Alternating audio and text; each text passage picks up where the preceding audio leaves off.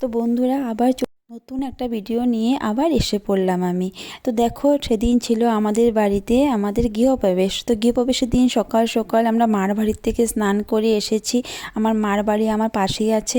এদিকে দেখো ব্রাহ্মণরাও চলে আসছে। ব্রাহ্মণরা খুবই ভালো ছিল, ওরা নিজেরা অনেকটা কাজ নিজে নিজে করে নিচ্ছে আর কি। একজন ব্রাহ্মণ দুয়ারে মালা লাগাচ্ছে, এদিকে আমার মাসি একজন ভোগের রান্না করছে, আর এইদিকে দেখো আমার মা মাসি ওরা মিলে দুপুরে যে জল মানে যে কয়েকজন আমরা আছি ওদের রান্না করছে। আমার মেয়ে তো খুবই আনন্দ করছে। আমার বড় বসে গিয়েছে পুজোতে। তো ওকে মানে পুজোতে এটা একাই বসতে হয়, তো ও ধুতি পরে বসেছে। ওকে দেখতে আমার অনেকটাই ভালো লাগছিল, কারণ ধুতি পরা ওকে আমি খুব কমই দেখেছি। কিন্তু ও বলছে যে ধুতি পরতে আমার একটু অসুবিধা হচ্ছে, কিন্তু বলেছি অল্প সময়ের জন্যই পরে নাও। এখন দেখো আমার বোন, আমার দিদি, আমার মেয়ে আরও কয়েকজন মিলে ওরা সবাই এতই সেলফি তুলছে বন্ধুরা। আর জানো, আমি একটা ফটো তুলতে পারিনি। পরে দেখছি ওদেরই শুধু ফটো, আমার একটাও ফটো নেই। ওরা ভিডিও বানাচ্ছে, বলছে চলো সবাইকে দেখাই। সবাইকে দেখানোর জন্য ওরা যাচ্ছে আমার বাইরের দিকে গিয়ে দেখে আমার দিদি, আমার কাকি ওরা সবাই বাইরে চারিদিকটা দেখছে, কারণ আমার চারিদিকটা খুবই সুন্দর দেখতে।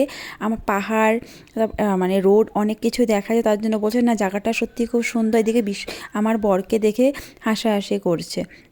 আর দেখো বন্ধুরা, ফাইনালি আমিও বসে গিয়েছি পুজোতে আমার বর আমার মেয়েকে নিয়ে। তো চলছে যজ্ঞ। সেই যজ্ঞে যাদের বাড়ি ওরাই বসতে পারে শুধু। তো আমরা তিনজন বসেছি। যজ্ঞে মন্ত্রপাঠ চলছে। মন্ত্রপাঠটা আমি পুরোপুরি মিউট করিনি, আমি ভলিউমটা কমিয়ে তোমাদের জন্য রেখে দিই যে তোমরা শুনতে পারো। আর অনেক এরকম যজ্ঞের মন্ত্র শুনতে অনেকটাই ভালো লাগে, তো তার জন্য তোমাদের সাথে আমি মন্ত্রটা শেয়ার করলাম।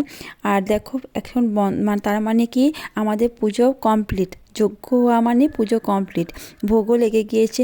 আর সেই পুজোতে মানে আমাদের যে গৃহপ্রবেশের পুজো 4 দেবতার পুজো করেছে, যার জন্য সকাল 8টা থেকে বিকাল 4:30 বেজে গিয়েছে। তো পুজোতে ছিল চারজন দেবতা, যেমন বলে শিব পুজো, চণ্ডী পুজো, বাস্তু পুজো, আর আমাদের বিষ্ণু পুজো। 4 দেবতার পুজো হয়েছে, তার জন্য অনেকটাই সময় লেগেছে। তো আমি আগে কখনো এরকম গৃহপ্রবেশের পূজা দেখিনি, আমার বাড়িতে আমি প্রথমে দেখেছি।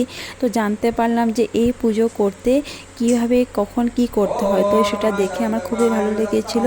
দেখো বন্ধুরা, অ্যাকচুয়ালি সব কিছু জীবনের প্রথমবারই হয়তো আমারই প্রথম অভিজ্ঞতা গৃহপ্রবেশ, কারণ আমাদের আগে যে বাবার বাড়ি ছিল সেটা পুরোনো ছিল, আমি ছোটোর থেকে বড় হয়েছি, আমার পুজো দেখিনি। এবার দেখো আমার মানে রাতে যে কীর্তন করবে ওরাও চলে এসেছে। কি সুন্দরই না কীর্তন করছে, সেটা আমি পুরোপুরি ভলিউম কমিয়ে তোমাদের জন্য রেখে দিয়েছি, যাতে তুমি ওরা দেখতে পারো মানে শুনতে পারো গান কীর্তনটা। আমার তো কীর্তন শুনতে অনেকটাই ভালো লাগে। তোমাদের কেমন লাগে প্লিজ আমাকে জানাবে। জানি আজকাল দিনে কীর্তন শুনতে কেউই এত পছন্দ করে না, সবাই হিন্দি গান শুনতে পছন্দ করে। তো তাও বলছি বন্ধুরা, কীর্তন শোনাটা ভালো। আর আমি প্রায় সন্ধ্যেবেলা ঠাকুর ঘরে মানে রোজই বলতে পারো আমি অল্প অল্প হলেও কীর্তন করি। তো ভগবানকে যদি না ডাকি ভগবান আমাদের কি করে দেখবে বলো। আজকে দেখো ইউটিউব করছি, কিন্তু আমার সাবস্ক্রাইবার একদমই নেই, আর ভিউজও একদমই কম আসে, লাইক নেই, কমেন্ট নেই। তো বন্ধুরা প্লিজ রিকোয়েস্ট করছি তোমাদেরকে, প্লিজ আমাকে একটু সাপোর্ট করো। আমার ভিডিওটাতে তোমরা একটু লাইক দাও, কমেন্ট করো, আমার পারলে একটু শেয়ারও করে দিও। চ্যানেলটাকে প্লিজ সাবস্ক্রাইব করো বন্ধুরা। দেখো আজকে যদি মানে ছোটোর থেকে বড় হয়, তো আমি সেটাই চেষ্টা করছি তোমরা আমাদের সাপোর্ট করবে, এটা আমি আশা রেখেছি। আমার বাড়িতে দেখো রাত্রেবেলা শুরু হয়েছে ওদের নাচ, মানে কীর্তনের সঙ্গে সঙ্গে ওরা নাচছে। সেখানে আছে আমার দিদি, আমার মেয়ে, আমার শাশুড়ি মা, আরও অনেকেরাই মিলে নাচানাচি করছে। মনে হচ্ছে যেন এটা বিয়ে বাড়ি, কিন্তু সত্যি গৃহপ্রবেশের পুজোটা এমনই লাগে যে বিয়ে বাড়ি থেকেও কম নেই, অনেকটাই আনন্দ হয় দিনটাতে, অনেকটা ভালোই কেটেছিল। দেখো কীর্তনও প্রায় শেষেরই পথে হয়ে গেছে। তো ওরা বলছে যে আরেকটু গাও তোমরা, কিন্তু ওরা পারেনি গাইতে, কারণ ওদের আরেক জায়গায় গৃহপ্রবেশে কীর্তন ছিল, তার জন্য বলেছে আজকে এতটুকু করি, আরেকদিন এসে গেয়ে যাব। অ্যাকচুয়ালি এই এতটুকু সময়ের মধ্যে ওরা যে এতটুকু আনন্দ দিয়েছে আমাদেরকে, এটাই আমাদের অনেক মানে ভাগ্য। আর সেদিন ওদের নাচ দেখে আমারও খুব নাচতে ইচ্ছে করছিলো, কিন্তু আমি পারিনি, আমার শরীরটা অনেকটাই মানে খারাপ লাগছিলো। তো বন্ধুরা আজকে ভিডিও